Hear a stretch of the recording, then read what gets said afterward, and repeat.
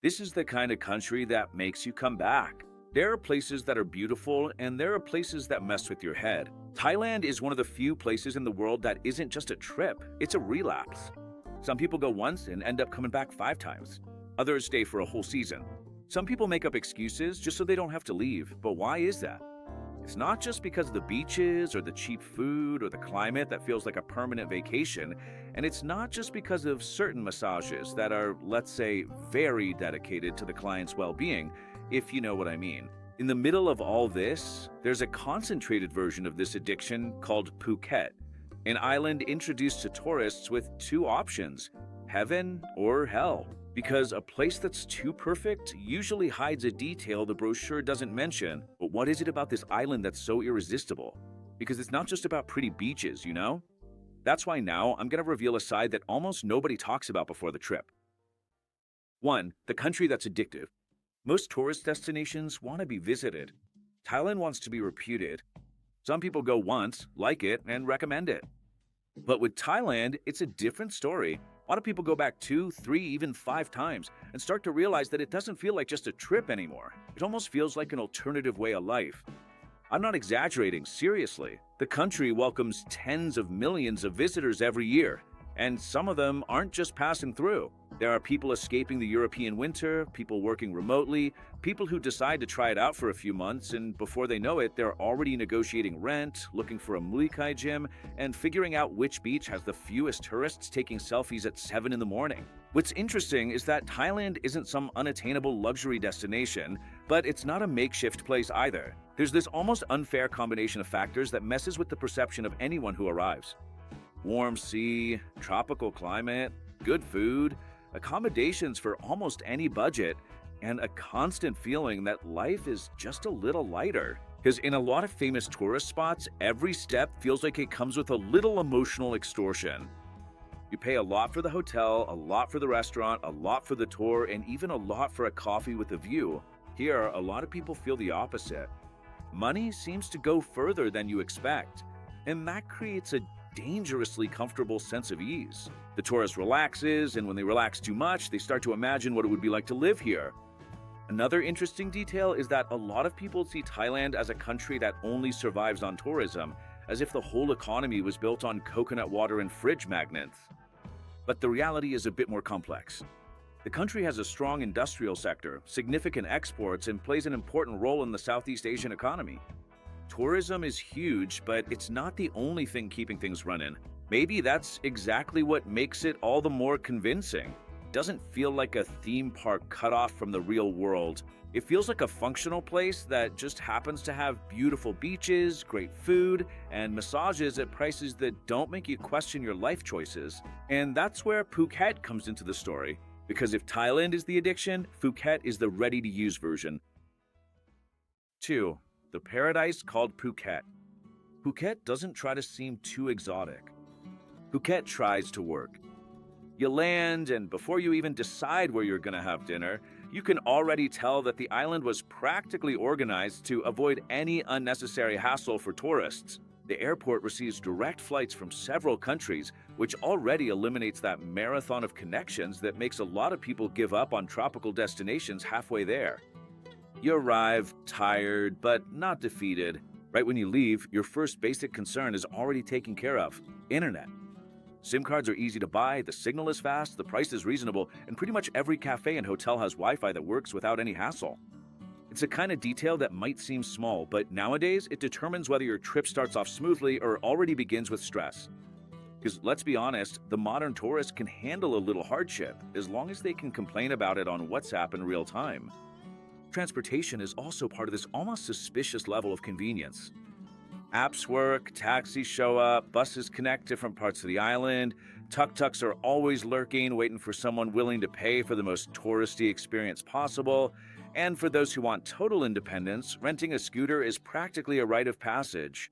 In fact, few things make a visitor feel as integrated as riding a scooter in the middle of local traffic, trying to remember that here you drive on the left side and that motorcycles can come at you from every possible direction. At first, it seems like chaos, then it starts to feel normal, and before you know it, you're weaving through traffic like you were born there. Phuket has this curious ability to turn something complicated into something manageable. You don't need to have a deep understanding of the country to get around, eat, shop, book tours, or handle basic problems. Everything seems designed so visitors spend less energy dealing with logistics and more energy soaking up the experience. And that completely changes your perception of the trip because there are destinations that require constant effort just to make things work. Phuket pretty much runs itself. It's like someone took the idea of a tropical island and layered convenience right on top of it. There are apps for transportation, fast internet, ready-made infrastructure, food everywhere, and accommodations for every budget. The island doesn't take away the exotic vibe, it wraps that exotic vibe in comfort.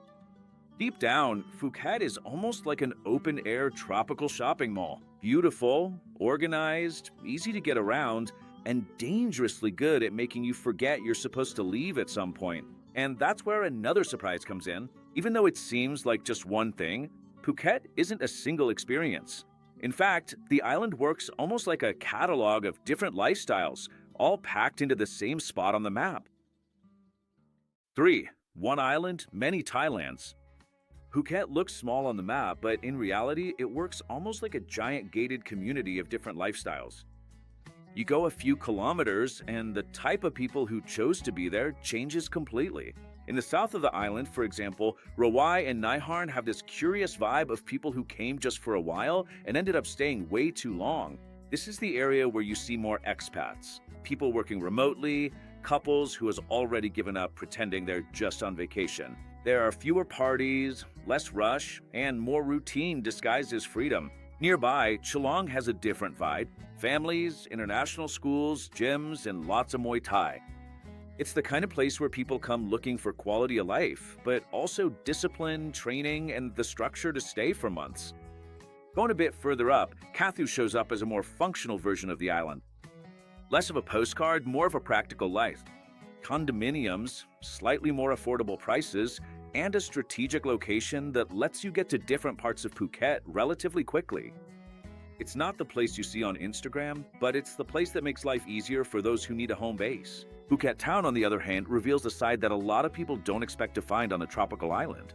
Streets with historic architecture, cafes, bars, and night market, and real local activity. Less of an Instagram filter, more of a city that actually works day to day. When it comes to classic tourism, Kata and Karan deliver exactly what's expected. Long beaches, light sand, good infrastructure, hotels, restaurants, bars, and, of course, lots of people. It's the most recognizable version of touristy Thailand, the one you see in travel packages and computer wallpapers. And then there's Patong, which doesn't ask permission to exist. Patong is the point where the island stops pretending to be peaceful.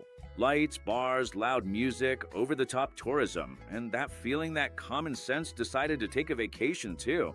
But the most interesting contrast shows up in Bang Tao, an area that's more organized, cleaner, quieter, and, interestingly, more European in its vibe. Upscale restaurants, quieter streets, people who seem to be looking for tropical comfort without giving up their standards. It's almost funny to realize that all of this exists on the same island. The Zen tourist, the chronic partygoer, the organized family, the digital nomad, the Muay Thai athlete, and the couple just wanting to pretend life got simple, all sharing the same spot on the map. Phuket doesn't offer a single unified experience. It offers several versions of the same fantasy for different audiences. And, of course, some of these versions are a bit more intense than others. 4. From Heaven to Hell. If Phuket were a movie, Patong would be one of those scenes from The Hangover where the script was cut so it wouldn't embarrass everyone. During the day, it just seems like another busy beach. Light sand, rows of lounge chairs, jet skis zipping by, tourists trying to haggle prices like they're at a gypsy market. But it's when the sun starts to set that the neighborhood changes its personality. Lights come on, the music gets louder, neon signs start flashing like they're trying to convince you to make questionable decisions, and suddenly, the island that seemed peaceful reveals a much less laid-back side. Patong doesn't even try to be subtle. Patong is straightforward. Bars, parties, clubs, happy ending massages advertised every few feet, colorful drinks, vague promises of unforgettable fun, and an impressive number of people convinced that tonight will bring stories that probably shouldn't be told in public. The famous Bangalore Road is almost like a social experiment about how far people will go when you mix vacation, heat, cheap booze, and zero responsibility the next day.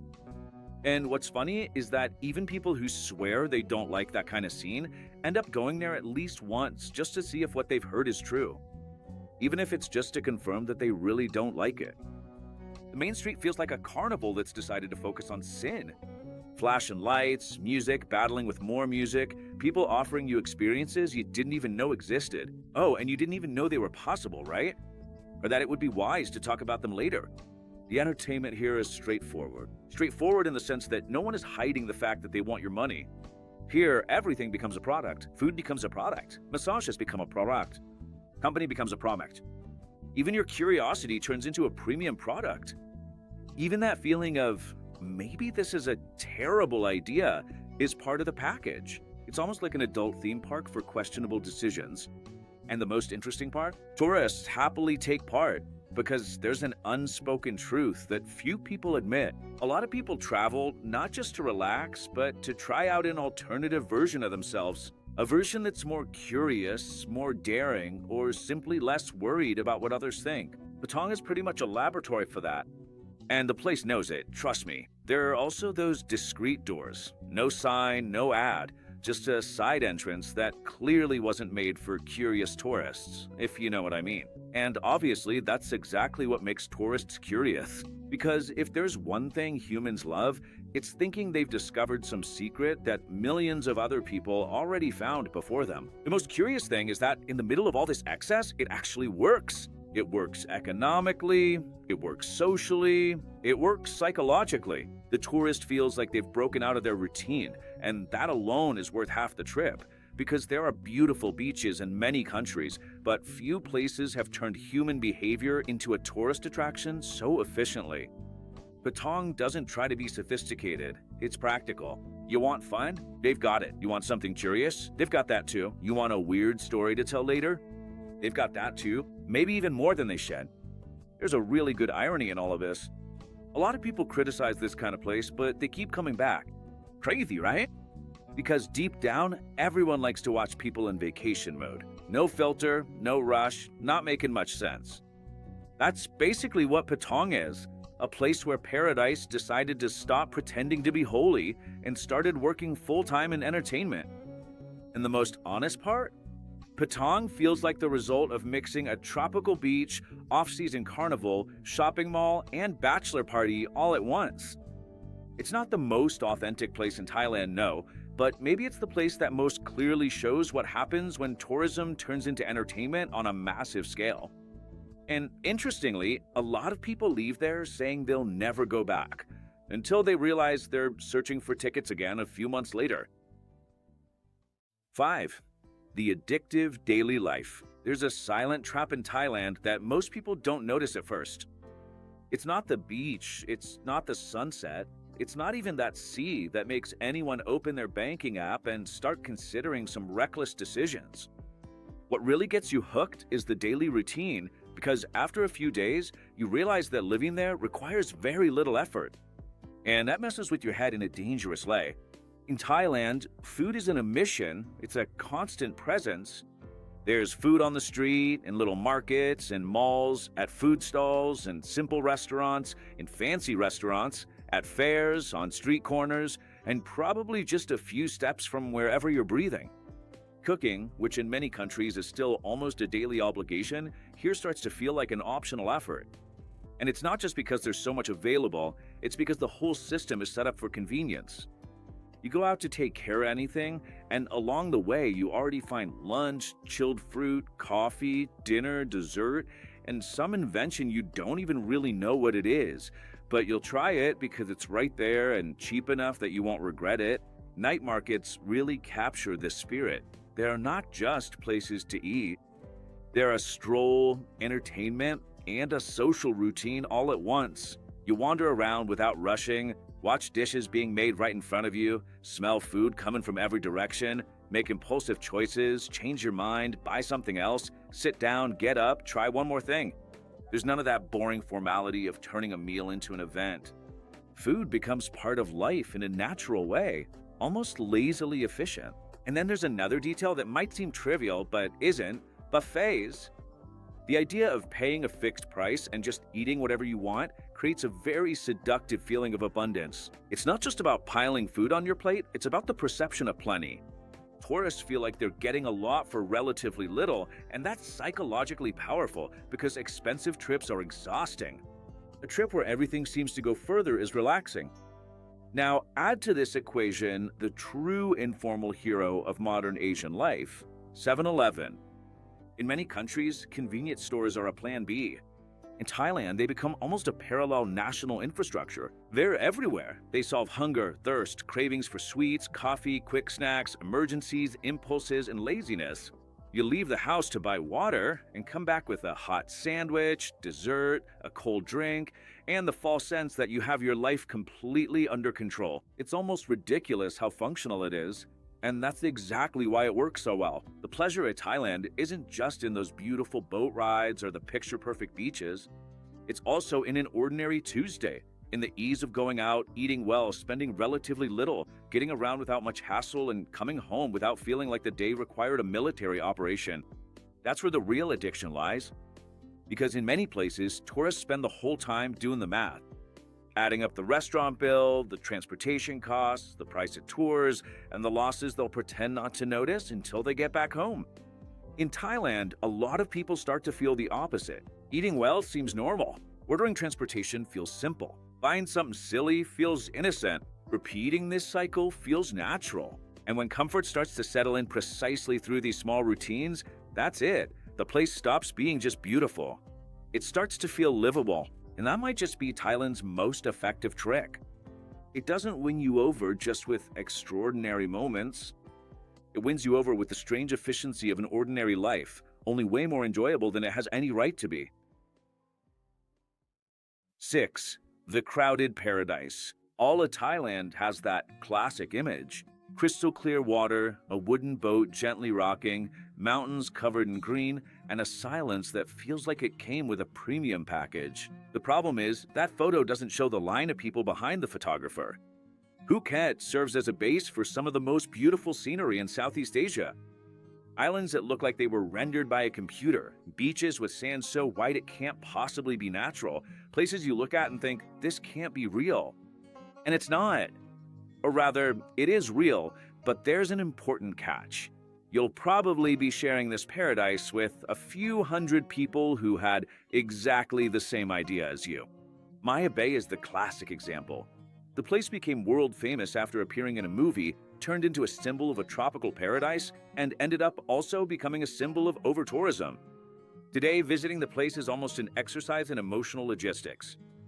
Controlled entry, limited time, designated areas, crowds all trying to take the same photo with the illusion of exclusivity.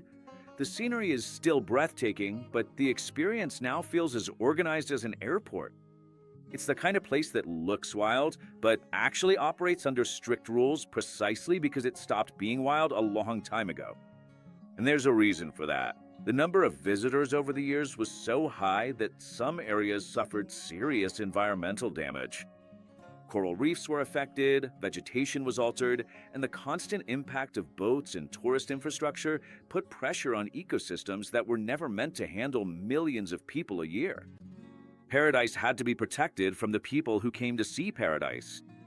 Today, many of these areas operate with access limits, stricter rules, and constant monitoring.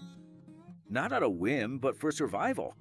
It's an interesting contrast. The image that sells the destination is total freedom, but the reality shows a constant effort to keep this scenery alive. Nature has practically become a celebrity. Beautiful, desired, and surrounded by security. At the same time, there are attempts to make tourism a little less predatory. Elephant sanctuaries, for example, have emerged as a response to a past when these animals were used as exploitative attractions. Today, some of these places focus on rescue and preservation, allowing for more respectful contact and trying to balance the tourist experience with environmental responsibility. It's an interesting shift in mindset. Visitors still want to see, take pictures, and experience it all, but there's a growing concern about how that's done. Because the more people arrive, the harder it is to maintain the illusion of an exclusive discovery. Paradise is still beautiful, but now it operates with crowd control, scheduled times, and a subtle reminder. If a lot of people want to live the same dream, someone will have to organize the line. 7. Why does everyone come back? After a few days in Thailand, the feeling is simple. Life just got way too easy. You eat well without spending much, get around without much effort, solve basic problems without a headache, and spend most of your time in a place that looks like a computer wallpaper. It's a kind of experience that makes a lot of people start to toy with a dangerous idea. What if I stayed longer? And a lot of people do. But there's an important difference between visiting a place and trying to live there. The constant heat, which in the first few weeks feels like a tropical hug, eventually turns into an involuntary alarm clock at 3 in the morning. The rainy season, which seems like an irrelevant detail when planning, can mean days on end of heavy rain and that strange feeling of being trapped inside your own paradise. The visa issue, which at first seems like minor bureaucracy, starts to require planning, deadlines, and little logistical decisions that remind you life outside the postcards still goes on.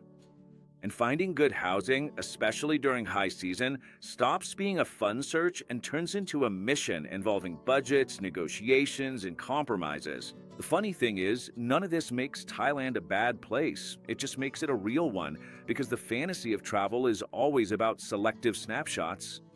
Everyday life is all about repetition. The beach is still beautiful, but it's no longer something new. The food is still good, but it's no longer a surprise.